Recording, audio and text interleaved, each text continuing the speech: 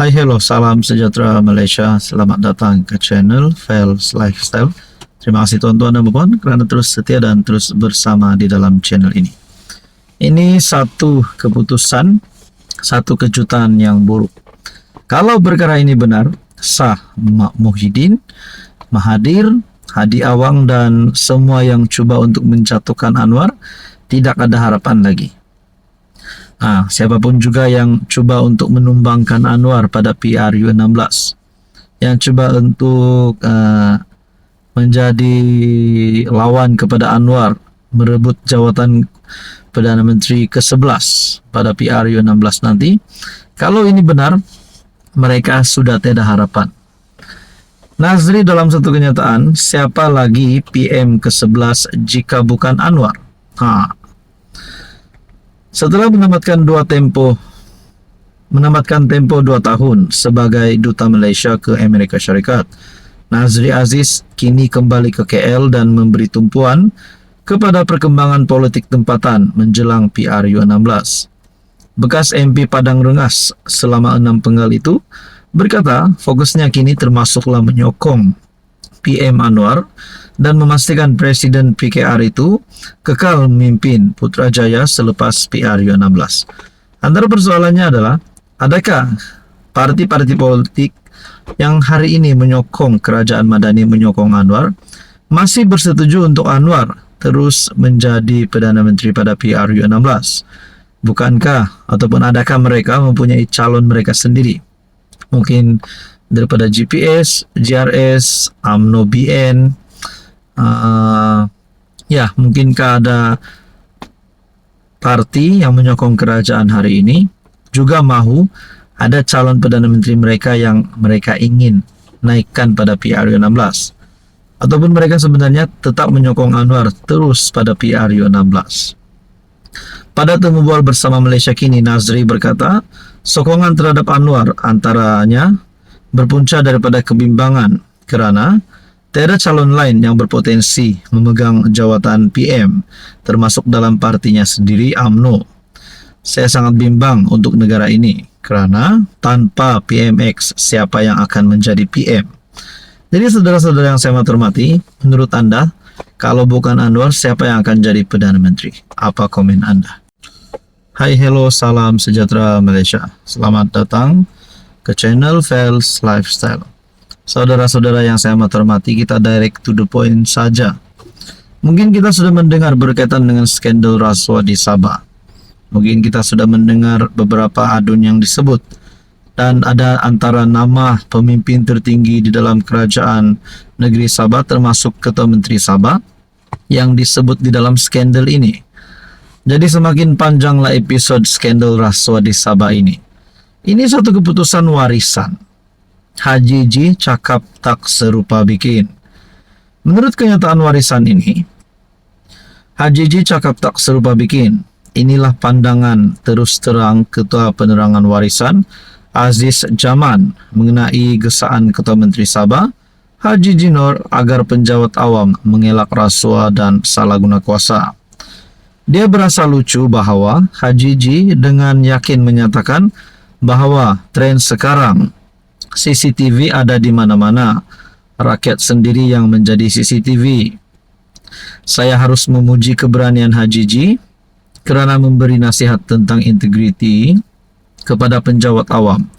Katanya dalam satu kenyataan, bagaimanapun Aziz menyatakan bahawa rakyat Sabah tidak melupakan kenyataan Haji G sebelum ini, di mana beliau mencadangkan bahawa dana yang dibincangkan dalam video yang membabitkan adun Sabah boleh menjadi derma politik. Aziz menambah bahawa kenyataan Ketua Menteri, jika wakil rakyat hanya bergantung pada gaji mereka, mereka tidak cukup makan pun, telah menjadi bahan cemuhan. Merujuk kepada ucapan Haji G pada Majlis Amanat Tahun Baru di Pusat Konvensyen Antarabangsa Sabah SICC, Aziz bertanya, adakah Ketua Menteri terbabit sedar bahawa kepercayaan rakyat bukan dibina semata-mata melalui ucapan, sebaliknya melalui tindakan konkret. Ketulusan bukan sekadar slogan yang disebut dalam majlis rasmi, tetapi harus dibuktikan dengan keberanian untuk bersikap terbuka terhadap sebarang siasatan dan dakwaan. Rakyat tunggu jawaban. Aziz juga berkata Menteri di Jabatan Perdana Menteri Undang-Undang dan Pembaharuan Institusi Azalina Othman menyatakan di Parlimen bahwa SPRM telah membuka 2 kertas siasatan yang kini dalam semakan oleh timbalan pendakwa raya. Adakah Haji G telah dipanggil untuk memberikan kenyataan? Apakah status kertas siasatan? Adakah mereka telah dirujuk kepada timbalan pendakwa raya? Dia bertanya, adakah salah satu daripada kertas siasatan ini berkaitan dengan aduan terhadap Haji G juga? Lebih membingungkan, sementara rakyat menuntut ketelusan, Haji G kelihatan terlalu defensif dalam melindungi mereka yang terjerat dalam skandal Sabah. Jadi saudara-saudara, mengenai video yang dikeluarkan oleh pemberi maklumat yang mendakwa telah merasuh adun untuk mendapatkan lesen cari gali mineral, Haji G mendakwa ia cubaan untuk menjejaskan pentadbirannya. Pemberi maklumat itu juga telah dituduh menjadi sebahagian daripada kartel yang bertujuan untuk memonopoli aktiviti perlumbungan di Sabah. Jadi persoalan dan pertanyaan saya adalah, kalau benar Haji G cakap tak serupa bikin, beliau bukanlah ketua menteri yang menjadi pilihan rakyat Sabah. Saya percaya rakyat Sabah keseluruhannya mahu ketua menteri yang cakap serupa bikin, bukan tak serupa bikin. Tapi kita nantikan saja. Andai katalah PRN pada tahun ini, kalau Haji G dapat ditumbangkan, beberapa komen yang saya lihat melalui channel saya ini berkata mereka memilih warisan untuk sekali lagi jadi kerajaan negeri, memilih Syafiq Abdal untuk menjadi ketua menteri. Jadi saudara-saudara, Anda rasa siapa yang akan menang pada PRN Sabah tahun ini? Dan mungkinkah ada gabungan baharu, mungkin daripada UMNO Sabah dan Warisan? Kita nantikan saja. Ataupun mungkin juga JRS akan kekal menjadi kerajaan negeri. Apa komen Anda? Hai, hello, salam sejahtera Malaysia. Selamat datang ke channel Fels Lifestyle. Terima kasih kerana terus setia dan terus bersama di dalam channel ini. Tuan-tuan dan puan, mungkin Anda yang menonton video hari ini pernah mendengar satu kenyataan berkaitan dengan tebuk atap. Tebuk atap 2.0. Langkah untuk tumbangkan Anwar. Langkah untuk tumbangkan kerajaan madani, kerajaan perpaduan. Saya pasti kita pernah mendengar perkara ini. Lebih-lebih lagi ada daripada kepimpinan pembangkang berkata PRU mengejut, tidak mustahil diadakan pada penghujung tahun ini. Tapi saudara-saudara, adakah selepas Aidilfitri antara Tariq Anwar Ibrahim akan tumbang? Saya sebagai rakyat Malaysia menyokong sekiranya Anwar Ibrahim, Perdana Menteri hari ini, diberikan satu penggal. Kalau nak tumbangkan Anwar, tunggulah PRU 16.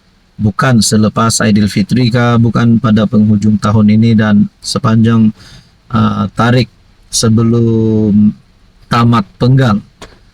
Ini satu berita berkaitan dengan santan naik harga, kuih di bazar Ramadan tahun ini, mungkin RM1 sebiji.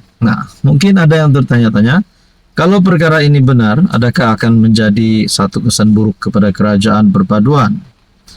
Harga jualan makanan di bazar Ramadan tahun ini dijangka meningkat susulan kenaikan harga bahan mentah di pasaran, kata Gabungan Persatuan Penjajah dan Peniaga Malaysia. Bercakap kepada Skup Presidennya, Datuk Seri Rosli Sulaiman memberitahu, jika dahulu harga kuih kebiasaannya dijual pada harga 50 sen sebiji, tetapi kini beliau menjangkakan ada peniaga menaikkannya sehingga RM1 sebiji. Kenaikan itu, katanya, tidak dapat dielakkan kerana peniaga juga perlu menghadapi kenaikan bahan-bahan berkenaan termasuk kelapa dan santan segar. Sekiranya sebelum ini mereka beli sampai 5 biji kuih karipap untuk berbuka, mungkin selepas ini dah boleh kurangkan kepada 3 sahaja.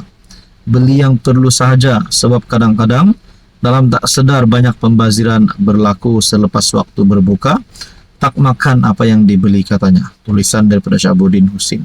Nah, itulah pertanyaannya. Adakah perkara ini akan memberi kesan kepada kerajaan perpaduan selepas raya? Apa komen Anda?